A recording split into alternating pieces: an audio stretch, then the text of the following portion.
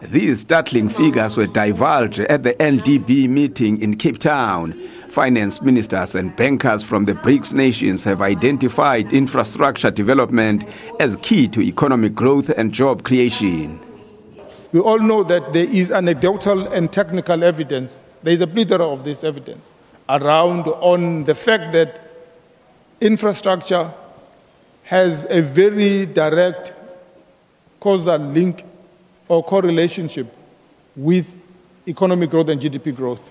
This is one of the reasons why we support so strongly the idea of social infrastructure as a key pillar in the future of actions that are related to sustainable development.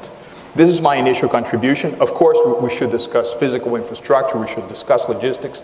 This is extraordinarily important, but let us not forget that we're moving towards another area in which perhaps the very notion of sustainability is undergoing change, and sustainability is going to be defined more by the human element than by the natural element itself. Since its inception in 2015, the NDB has already splashed over $8 billion to develop infrastructure among its 5 member countries.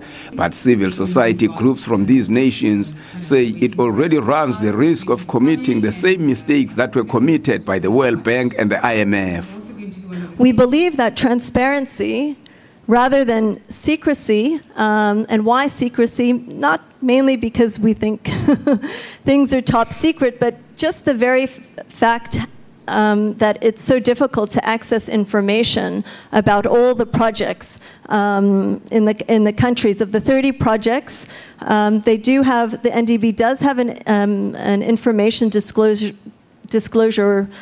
policy, but it is, in fact, very difficult to access the information, even though when requesting directly through the NDB.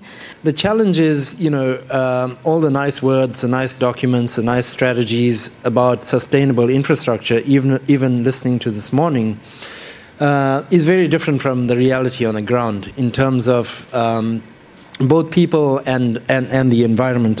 The NDB and local commercial banks agreed to mobilize more resources for infrastructure and sustainable development projects.